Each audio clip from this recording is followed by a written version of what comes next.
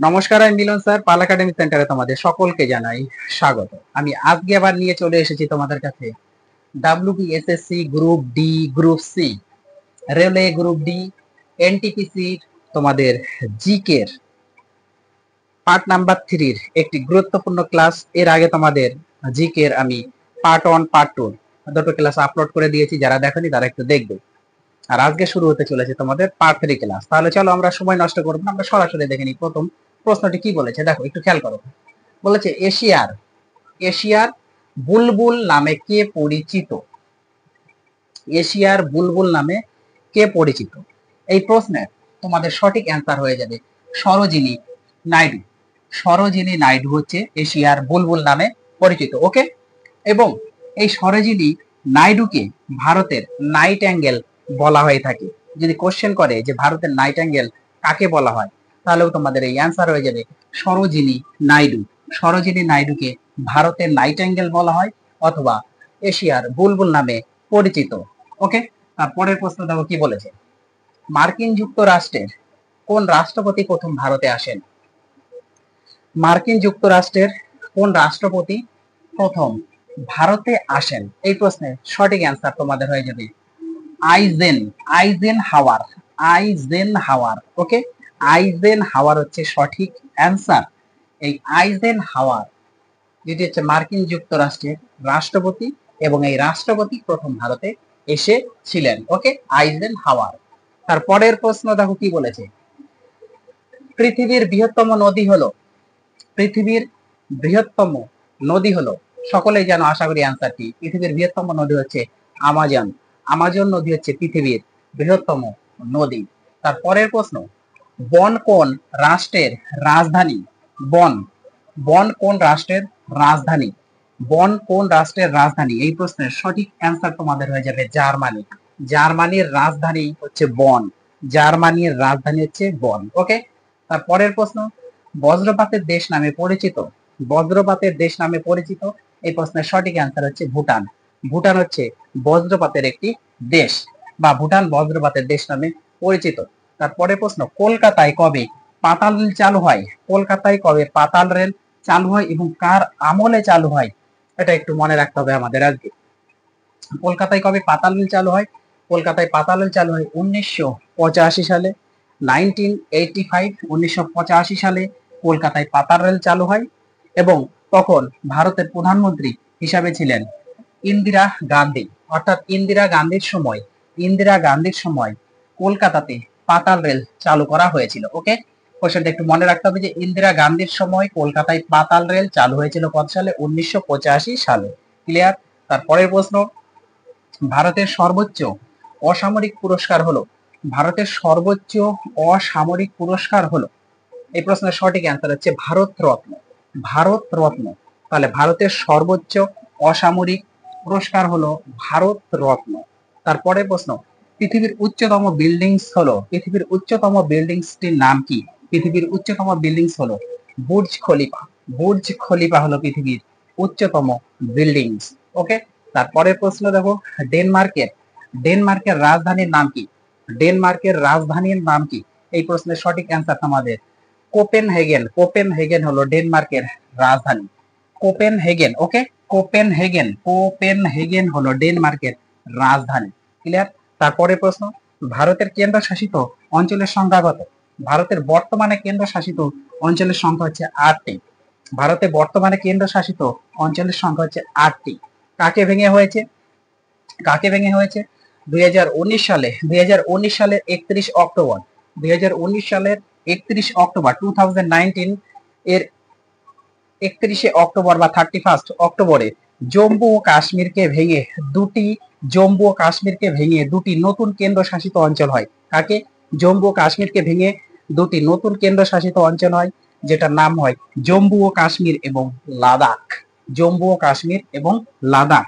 জম্মু ও কাশ্মীর এবং লাদাখ মনে রাখতে হবে। ওকে, তারপরের প্রশ্নটাও কি বলেছে, বিশ্বের সবচেয়ে প্রাচীনতম রাজতন্ত্র কোনটি? বিশ্বের সবচেয়ে প্রাচীনতম রাজতন্ত্র কোনটি? এই প্রশ্নের সঠিক অ্যান্সার হয়ে যাবে তোমাদের দাবিদার। দাবিদার দাবিদার জাপান। দাবিদার জাপান হলো বিশ্বের সবচেয়ে প্রাচীনতম রাজতন্ত্র। ওকে, প্রাচীনতম রাজতন্ত্র হয়ে গেল তাহলে বিশ্বের। দাবিদার জাপান, মেন হচ্ছে জাপান। ওকে, অনেক সময় অপশনে দিয়ে দেয় দাবিদার জাপান, তো এটা একটু মনে রাখবে যে দাবিদার জাপান। ক্লিয়ার? তারপরে প্রশ্ন দেখো কি বলেছে, পরের প্রশ্নে চোখ রাখো। দেখো পরের প্রশ্নে বলা হয়েছে যে Indian school of mines, Indian school of mines কোথায় অবস্থিত? দেখো কি বলেছে প্রশ্নটি, বলেছে ইন্ডিয়ান স্কুল অফ মাইন্স কোথায় অবস্থিত। এই প্রশ্নে সঠিক অ্যান্সার তোমাদের ধানবাদ। ওকে, ধানবাদে অবস্থিত। ইন্ডিয়ান স্কুল অফ মাইন্স কত সালে প্রতিষ্ঠিত হয়েছিল? এই প্রশ্নের সঠিক অ্যান্সার তোমরা একটু মনে রাখবে এর সঙ্গে, 1926 সালে। 1926 সালে ইন্ডিয়ান স্কুল অফ মাইন্স প্রতিষ্ঠিত হয় এবং সেটি ধানবাদে প্রতিষ্ঠা করা হয়েছিল। ক্লিয়ার? তারপরের প্রশ্ন দেখো, কে দুবার নোবেল পান? কে দুবার নোবেল পান? এই প্রশ্নের সঠিক অ্যান্সার তোমাদের হচ্ছে মাদাম কুরি। মাদাম কুরি দুবার নোবেল পান। তারপরের প্রশ্ন, ভারতের প্রথম মন্ত্রিসভার, ভারতের প্রথম মন্ত্রিসভার শ্রম মন্ত্রী কে ছিলেন? ভারতের প্রথম মন্ত্রিসভার শ্রম মন্ত্রী কে ছিলেন? এই প্রশ্নের সঠিক অ্যান্সার বাবু জগজীবন রায়। বাবু জগজীবন রায়। ওকে, তাহলে ভারতের প্রথম মন্ত্রিসভায় শ্রম মন্ত্রী ছিলেন বাবু জগজীবন রাম, রায় না সরি রাম। ওকে, তারপরের প্রশ্ন, কোনটি ভারতের সবচেয়ে পুরাতন পত্রিকা? কোনটি ভারতের সবচেয়ে পুরাতন পত্রিকা? এই প্রশ্নের সঠিক অ্যান্সার তোমাদের হচ্ছে ক্যালকাটা রিভিউ। ক্যালকাটা রিভিউ। ওকে, ক্যালকাটা রিভিউ হচ্ছে ভারতের সবচেয়ে পুরাতন পত্রিকা এবং এটি প্রকাশিত হয়েছিল 1844 সালে। 1844 সালে প্রকাশিত হয়েছিল। বোঝা গেল? তারপরের প্রশ্ন, মোটর গাড়ির রেডিয়েটরের, মোটর গাড়ির রেডিয়েটরের কাজ কি? মোটর গাড়ির রেডিয়েটরের কাজ কি? এই প্রশ্নের সঠিক অ্যান্সার হচ্ছে ইঞ্জিন ঠান্ডা রাখা। তার মানে ইঞ্জিনকে ঠান্ডা রাখতে সাহায্য করে রেডিয়েটর। ওকে, রেডিয়েটর হচ্ছে ইঞ্জিনকে ঠান্ডা রাখতে সাহায্য করে। তারপরের প্রশ্ন, প্রথম কোন ভারতীয় মহিলার, প্রথম কোন ভারতীয় মহিলার ছবি ডাক টিকিটে প্রকাশ পায়? প্রথম কোন ভারতীয় মহিলার ছবি ডাক টিকিটে প্রকাশ পায়? এই প্রশ্নের সঠিক অ্যান্সার তোমার হচ্ছে মীরাবাই। মীরাবাই, এই মীরাবাইয়ের ছবি ডাক টিকিটে প্রথম প্রকাশ পায়, যিনি ছিলেন ভারতীয়। তারপরের প্রশ্ন দেখো কি, কোন ক্ষেত্রে, কোন ক্ষেত্রে কৃতিত্বের জন্য ব্যাস সম্মান, কোন ক্ষেত্রে কৃতিত্বের জন্য ব্যাস সম্মান দেওয়া হয়? ওকে, কোন ক্ষেত্রে কৃতিত্বের জন্য ব্যাস সম্মান দেওয়া হয়? এই প্রশ্নের সঠিক অ্যান্সার সাহিত্যে। সাহিত্যে। ওকে, সাহিত্যে কি দেওয়া হয়? এই ব্যাস সম্মান দেওয়া হয়ে থাকে। তারপরের প্রশ্ন, দক্ষিণ পশ্চিম, দক্ষিণ পশ্চিম রেলের সদর দপ্তর কোথায় অবস্থিত? দক্ষিণ পশ্চিম, দক্ষিণ পশ্চিম রেলের সদর দপ্তর কোথায় অবস্থিত? এই প্রশ্নের সঠিক অ্যান্সার হচ্ছে বেঙ্গালুর। বেঙ্গালুরে অবস্থিত দক্ষিণ পশ্চিম রেলের সদর দপ্তর রয়েছে বেঙ্গালুরে। তারপরের প্রশ্ন, গ্রেট ব্যারিয়ার রিফ কি? গ্রেট ব্যারিয়ার রিফ কি? গ্রেট ব্যারিয়ার রিফ হলো বৃহত্তম প্রবাল প্রাচীর, বৃহত্তম প্রবাল প্রাচীর। ওকে, তাহলে গ্রেট ব্যারিয়ার রিফ হলো বৃহত্তম একটি প্রবাল প্রাচীর। তারপরের প্রশ্ন দেখো, বহুল ব্যবহৃত, বহুল ব্যবহৃত মশলা, বহুল ব্যবহৃত মশলা লবঙ্গ কোনটি থেকে পাওয়া যায়? বহুল ব্যবহৃত মশলা লবঙ্গ, তার মানে আমরা যে লবঙ্গ খাই এই লবঙ্গটি কোথা থেকে পাওয়া যায়? সঠিক অ্যান্সার হচ্ছে পুষ্পমুকুল। পুষ্পমুকুল থেকে এই লবঙ্গ মশলাটি পাওয়া যায়।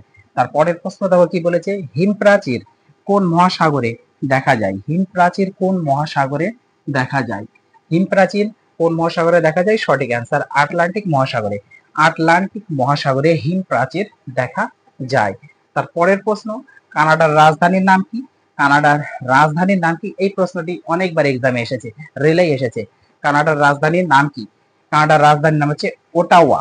এর মধ্যে অনেক কোশ্চেনও তোমাদের রেলে এসেছে, আমি সেটা বলিনি। ওকে, তাই বলে কেউ ছাড়বে না কিন্তু, এটা কিন্তু এটাও রেলে এসেছে।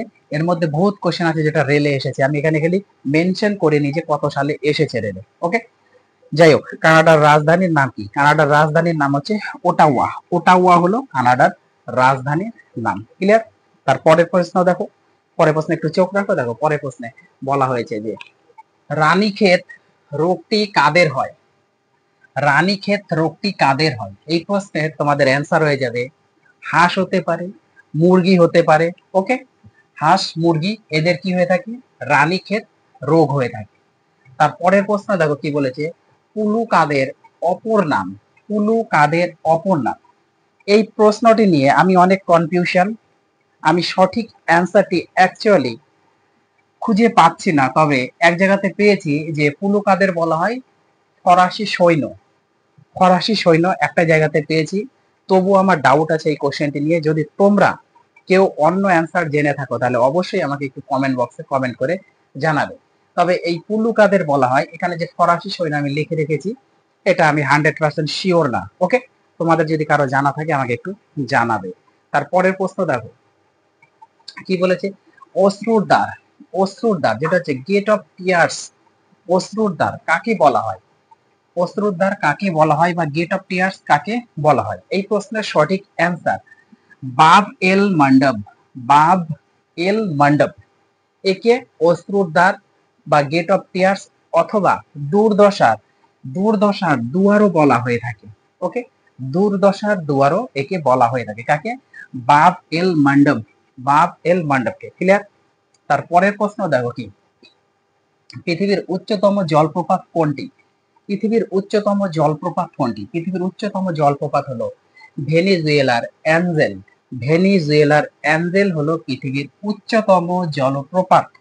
এর যদি আমরা হাইট চিন্তা করি তাহলে 979 মিটার, 979, 979 মিটার উচ্চতা। আর ফিটের দিকে যদি যাই তাহলে 3212 বা 3212 ফিট। ওকে, এখান থেকে আরেকটু জিনিস জেনে নাও, ভেনেজুয়েলাতে ভেনেজুয়েলাতে সাল্টো অ্যাঞ্জেল জলপ্রপাত অবস্থিত। ভেনেজুয়েলাতে সাল্টো অ্যাঞ্জেল জলপ্রপাত অবস্থিত। অনেক সময় তোমাদের অপশনে মানে এই কোশ্চেনটি থাকে যে পৃথিবীর উচ্চতম জলপ্রপাত কি, ভেনেজুয়েলার অ্যাঞ্জেল না দিয়ে তোমাদের দিয়ে যায় সাল্টো অ্যাঞ্জেল। সাল্টো অ্যাঞ্জেল এটি কিন্তু সঠিক অ্যান্সার। ওকে, কারণ এটি ভেনেজুয়েলাতেই অবস্থিত। যদি তোমাদের ভেনেজুয়েলা না থাকে, সাল্টো অ্যাঞ্জেল থাকে, তাহলে সাল্টো অ্যাঞ্জেল দিবে। ওকে, আর সাল্টো আর ভেনেজুয়েলা থাকলে তাহলে অবশ্যই ভেনেজুয়েলা তোমরা দিয়ে থাকবে। ক্লিয়ার? তারপরের প্রশ্ন দেখো কি, বর্তমানে সম্মিলিত জাতিপুঞ্জের সদস্য দেশের সংখ্যা কত? বর্তমানে সম্মিলিত জাতিপুঞ্জের সদস্য দেশের সংখ্যা কত? এই প্রশ্নের সঠিক অ্যান্সার তোমাদের 193টি। 193, 193টি হচ্ছে সঠিক অ্যান্সার।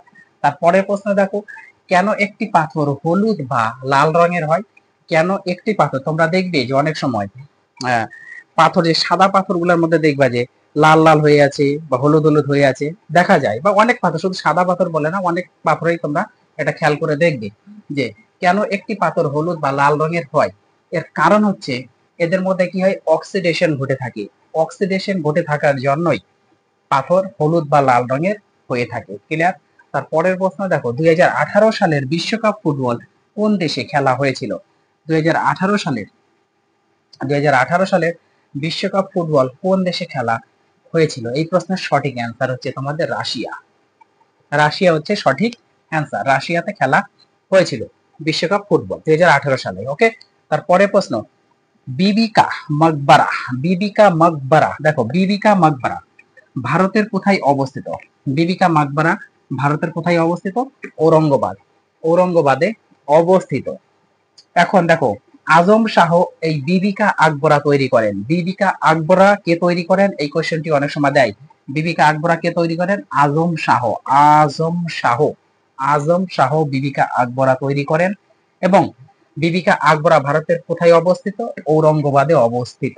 ওকে, আজকের তোমাদের শেষ প্রশ্ন একটু দেখে নাও। দেখো কি বলেছে, প্রথম মহিলা মহাকাশচারীকে, প্রথম মহিলা মহাকাশচারীকে ভ্যালেন্টিনা তেরেস্কোভা। ওকে, ভ্যালেন্টিনা তেরেস্কোভা, বা অনেক সময় তোমাদের বইয়ের মধ্যে দেখতে পাবে যে হ্যাঁ ভ্যালেন্টিকা তেরেস্কোভা। ওকে, ভ্যালেন্টিকা তেরেস্কোভা বা ভ্যালেন্টিনা তেরেস্কোভা হচ্ছে প্রথম মহিলা মহাকাশচারী। প্রথম মহিলা মহাকাশচারী হলেন ভ্যালেন্টিনা বা ভ্যালেন্টিকা তেরেস্কোভা। ক্লিয়ার? তাহলে এই ছিল তোমাদের আজকে 3 নাম্বার পার্টের WB, SSC group C, group D, railway group D, NTPC, NTPC GK 3 number পার্টের ক্লাস ক্লিয়ার হয়ে গেল। পার্ট 1 পার্ট 2 আমি আপলোড করে রেখেছি, পার্ট 3 খুব তাড়াতাড়ি আপলোড আমি করে দিব। তোমরা 3টে ক্লাস একটু গুরুত্ব দিয়ে দেখো, খুবই ইম্পর্টেন্ট কোশ্চেন, খুবই ইম্পর্টেন্ট ক্লাসগুলো তোমাদের আমি আপলোড করলাম।